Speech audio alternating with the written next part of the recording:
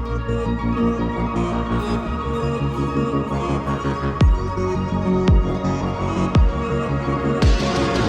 up, everybody, and welcome back to another episode of This Hits Different, hosted by yours truly, Riley Nelson. I was getting really dark on all the episodes because I was depressed and I was anxious and I was feeling lost, and on top of that, it was the winter. So I just decided I needed to take a little mental break.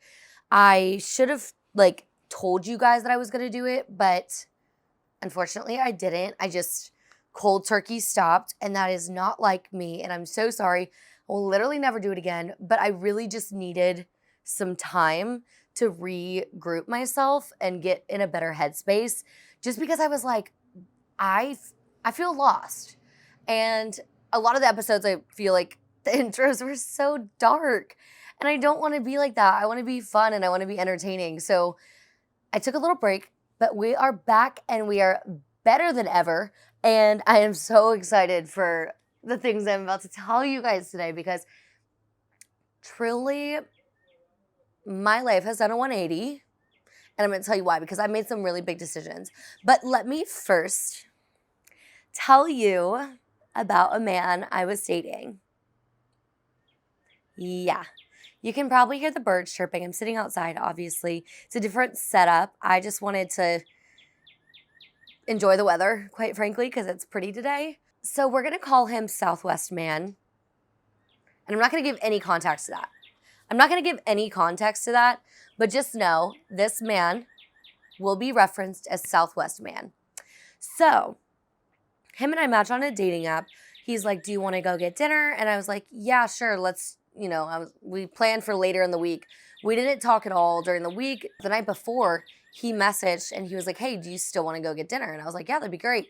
He's like, great, let's go to this place. And it's like this nice cocktail bar. This was the best first date I have ever been on. I mean, the initial attraction immediately was there. And then on top of that, the chemistry was so good, but we just clicked, and it was just easy. I wasn't nervous. I just felt so comfortable with him. And I truly had never experienced that before. And also he was so masculine, but in the sexiest, most healthy way. All of the good traits of masculinity, that was him. And I left that date being wow, I think I just met my husband. He texted me and he's like, I need to see you again. Can we hang out again? So the next night we hang out. We're bebopping to a bunch of different bars. He pays for everything. He orders an Uber. He just takes charge, and it's so sexy. He just gets the bill when I'm in the bathroom or whatever. There's no question about who's paying. There's no awkwardness. He orders us nice Ubers, and we go to Daisy's, and my roommate meets him. And then afterwards, he came to a pregame that my friends were having. So we went back, and he met a bunch of my other friends, and they all just adored him. And I mean, truly, things were so amazing. I've never been treated so well from a man I was dating. It's just amazing. His hand's always on my leg. He's leading everywhere we go. He's always making sure I'm good. He knows the sidewalk rule. He pays for everything. Truly princess treatment. I just felt so taken care of and feminine, and I could just be myself and just turn my brain off. And I've never felt that way with a man. I've always seen things like that on TikTok, but I've never experienced it for myself. Things are going really good. It's going just truly amazing. And he goes on a trip for a few days because Southwest Man. And he comes back and he's like, let's go get dinner. So we're hanging out a ton. We go to the Preds game. We went to the Drake concert. He just bought us tickets last minute. And it was just fun and on a whim. And he's very much a planner, but he also could be go with the flow, which I thought was really attractive, because literally we were supposed to hang out that night and we were just gonna have a chill night in. And he texted me and he was like, I really want to go to Drake.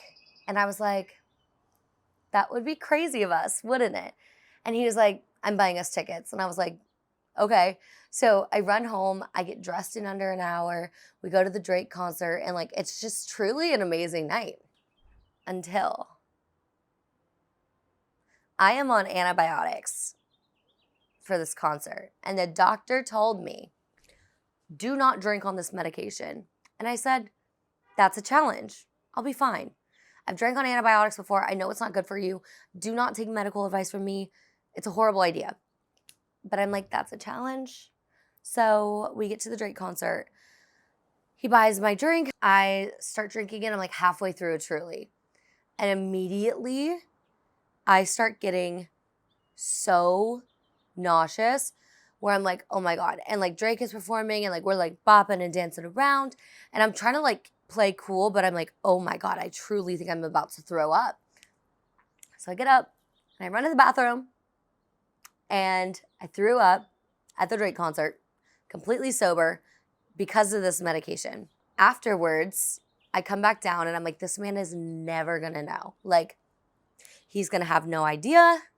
I'm gonna play it off the rest of the night. Like, the rest of the concert goes by fine. I'm feeling okay. I'm not drinking alcohol. I switched to water. I'm good. So after the show, he's like, do you wanna come over? And I was like, yeah, I do. I really do. So he calls me an Uber and he calls himself an Uber. And he's like, great, I'm gonna go pick us up food and you run home, change, and then come to my place. I'm like, great. His Uber pulls up first. He gets in his Uber and it pulls away, but we can see mine like right down the street. Like we can literally see it as he's getting in and he's like, you know, do you want me to wait? But it's like the middle of traffic. Like he would have waited if it wasn't the fact that like it was literally on a main street and he was like climbing in. He gets in his Uber, it pulls away. My Uber pulls up. I have all the information like screenshotted on my phone. So I walk up to the back and check the license plate. I get in, and the guy's like, yeah, hang on, are you Riley? And I was like, yes. And he was like, okay, hang on just a moment. And he says in his earphones, yeah, man, don't worry. I got her. She's in the car and she's safe. Men, take fucking notes. When I tell you, my jaw dropped and my panties were soaked. Sorry, Mom. I've never heard of that. I've never heard of that as a move. I've never heard of that. Like, I've never heard of a man doing that just in general. Like, talking to my Uber driver to make sure that I get in safe. In that moment, I was like, this man is in love with me. And I think I'm in love with him too now. I'm in the Uber. I go home. I pack a bag.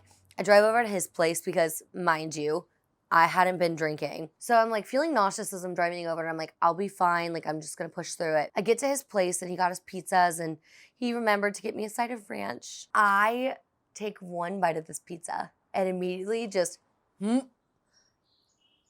when I tell you my jaw dropped, I was like, oh my God, I'm panicking. Fully panicked at this point because I'm like, holy shit, holy shit, holy shit.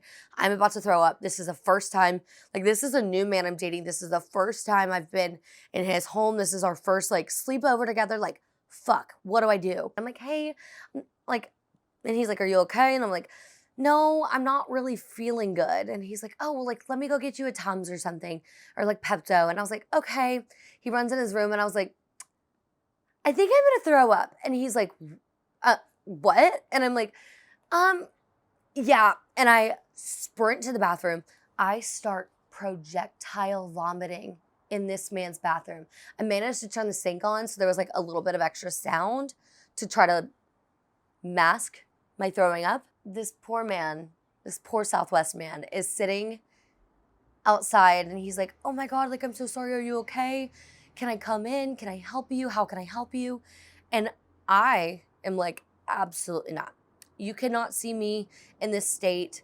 I do not want you anywhere near this bathroom. And he's like, well, how can I like help? And I was just like, you can literally pretend I don't exist. And he's like, well, I'm not gonna do that. And I'm like, no, like truly pretend that I don't exist. I am so mortified at this moment. And I'm finished throwing up and I like go and I sit on his couch and he's like rubbing my legs. He starts like rubbing my back and like holding me and he's like, it's okay. And I'm like profusely apologizing. And he's like, it's okay. It's okay. Like, you're sick. That's fine. He's like, I want to take care of you tonight. And like, it was just like so amazing. It was just so sweet. He's like, how can I help? So I'm like, let's just go to sleep. He's like, okay, let's get in bed. I climb into bed and immediately have to run to the bathroom again. I threw up at this man's house 3 times. By far, that is the most humiliating thing I have ever done. I will never live it down. Anyways, we ended up spending the night together. It was like truly just like so sweet and so intimate and like everything I've been craving for a while and just wanting. And he was like such a good partner and communicator. He was just so amazing and like made me feel so taken care of, and he made me feel so beautiful and so seen. The sexy time was unparalleled. I will give Southwest man credit where credit is due. The next few days goes by and he has a test for his job. It's a big test. I know this. I know that he is really stressed. I know that he's really overwhelmed about it. And he had been talking about it forever and like studying and like, you know, all this stuff. He goes to take his test and 4 days pass and he doesn't talk to me. I think he sent me like one Instagram reel. Fucking boomer. In this moment, I'm starting to spiral because I'm like, oh my God, like we just had this night together, but like, I know he's busy. I'm trying to rationalize it, but I'm also like, well, if he likes me, even though he's stressed, he'd want to talk to me about his day. And I'm going back and forth. I'm like, I don't know, this is weird. I don't like it. I have a bad gut feeling, but like, I do have like deep, deep feelings for this guy. He comes back. We talk on the phone. Things are normal. He takes me out on another date, a few other dates, and it's amazing. It's great. And then the last date, we went and got drinks. I had communicated to him. I was like, hey, I know that this was a stressful time. I like you. And I just tell him like, hey, I really need a little bit more communication from you on this, because when you go 4 days without talking to me, it makes me sad. He's like, oh my God, I completely understand. And I like started poking at him and I was like, yeah, I thought you were like ghosting me. And he's like, I would never do that to you. He was like, come on, like, don't you know me at this point? And I was like, oh, you're such a sweetheart. Pro tip, ladies, if a man tells you verbatim he's not gonna do something, he's about to do it. So that night, we have another sleepover. It's amazing. It's so deeply intimate, like not sex, but just like cuddling. He's kissing my forehead and the tip of my nose. What am I supposed to think? That this man loves me? No, apparently guys just will kiss any girl on the forehead. And let me tell you this, if a man kisses a woman on the forehead and doesn't mean it, you're going to hell. Fuck you. Don't do that. Do not kiss a woman on the forehead or on the tip of her nose if you do not plan to marry her or bare minimum date her. I don't think that's a big ask. The night's so amazing. I leave, I'm feeling so good. I don't hear from Southwest man. Nothing, not a word, not a peep. Silence. 1 day goes by. 2 days goes by. By the end of the week, I called and I FaceTimed him and he didn't answer, didn't text, didn't call back. So that's the point where I'm like, oh, I'm getting ghosted. I go no contact, nothing. Another week goes by.